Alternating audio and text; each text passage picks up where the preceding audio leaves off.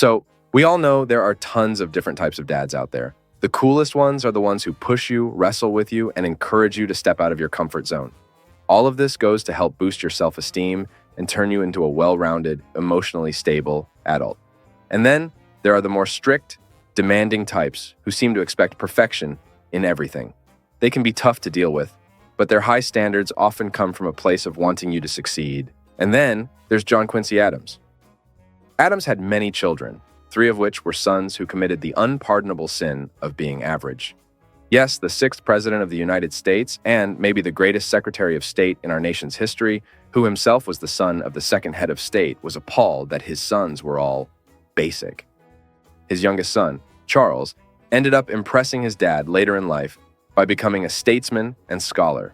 But his oldest son, George, had a tough time with life. He had big dreams that didn't pan out, couldn't meet his dad's expectations, and struggled with his mental health.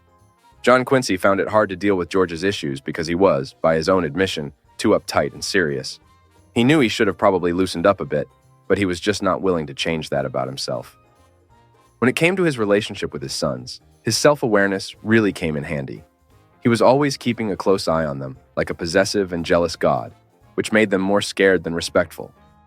Their fear of him even penetrated their dreams. This is reflected in a story from when George, named after George Washington, was 16 and about to head off to Harvard. He had this weird dream where a cute girl was flirting with him, giving him the courage to make a move.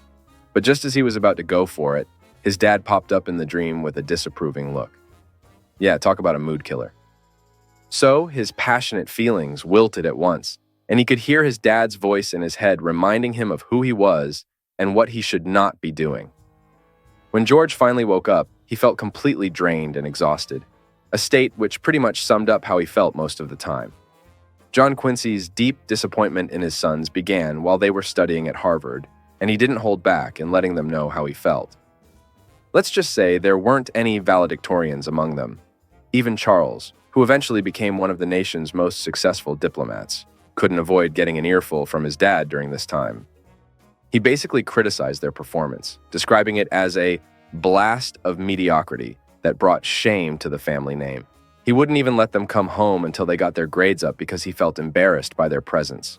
He wanted achievements comparable to those of their grandfather and told them he would only be satisfied if they were in the top 6 of their class. Eventually, he magnanimously lowered his expectations to the top 10 because their grades still weren't getting any better. Thoughts of rank, however, soon went out the window. On the night of their graduation, John, his 2nd son, and more than 50 other Harvard students were expelled for staging a rebellion against Harvard's decision not to give a diploma to a popular classmate. His father never forgave him. George, for what it's worth, tried almost everything, from business ventures to a stint in the Massachusetts legislature, but failed miserably. What's more, he had his dad to remind him of his failures every step of the way. In addition to threats, John Quincy humiliated George in public, even managing to guilt-trip him by reminding him that as the eldest son, he would be the one his parents would depend on in old age. As Adams was finishing up his gig as president, he ordered George to come to Washington and lend a hand with his parents' move back to Massachusetts. He also vowed to keep an eye on his wayward son and work hard to steer George in the right direction. When George found out about his dad's intentions, he freaked out, worried that he would be busted for having a secret child with his servant. So he hopped on a steamship in Providence, and on June 9, 1829, he fell or jumped overboard and drowned. Historians speculate he meant to end his life.